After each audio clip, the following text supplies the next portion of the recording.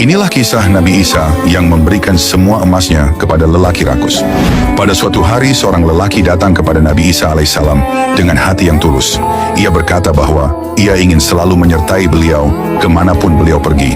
Nabi Isa menerima niat itu dan mengajaknya berjalan bersama.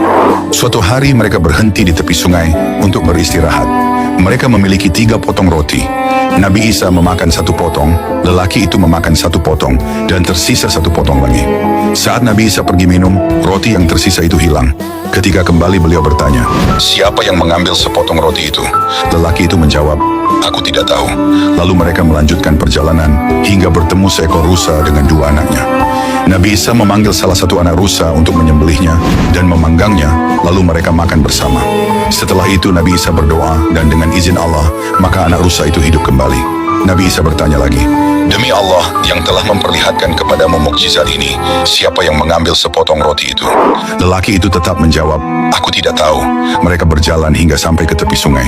Nabi Isa memegang tangan lelaki itu, dan dengan izin Allah mereka berjalan di atas air hingga sampai ke seberang. Setelah sampai, Nabi Isa bertanya lagi, "Demi Allah yang telah memperlihatkan kepadamu mukjizat ini, siapakah yang mengambil sepotong roti itu?" Namun lelaki itu tetap berkata, "Aku tidak tahu."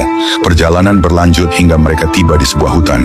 Nabi Isa duduk, mengambil tanah dan kerikil, lalu berdoa agar berubah menjadi emas. Seketika itu juga tanah dan kerikil menjadi emas. Nabi Isa membaginya menjadi 3 bagian, seraya berkata, "Sepertiga untukku, sepertiga untukmu, dan sepertiga untuk orang yang mengambil roti itu." Mendengar itu, lelaki itu mengaku, "Akulah yang mengambil roti itu." Nabi Isa tersenyum dan berkata, "Jika demikian, ambillah semuanya untukmu." Nabi Isa pun pergi meninggalkan lelaki itu dengan seluruh emas. Tak lama kemudian, datang 2 lelaki yang melihat tumpukan emas itu dan ingin merampasnya. Lelaki pemilik emas berkata, "Kita bagi bertiga saja." Mereka setuju, lalu menyuruh salah satu orang pergi membeli makanan. Dalam perjalanan, lelaki yang membeli makanan itu berpikir licik, "Lebih baik ku campur racun saja agar mereka mati, dan semua emas jadi milikku." Sementara itu, 2 lelaki yang menunggu juga bersekongkol. "Untuk apa membaginya 3? Kita bunuh saja dia saat kembali, lalu bagi emas ini berdua."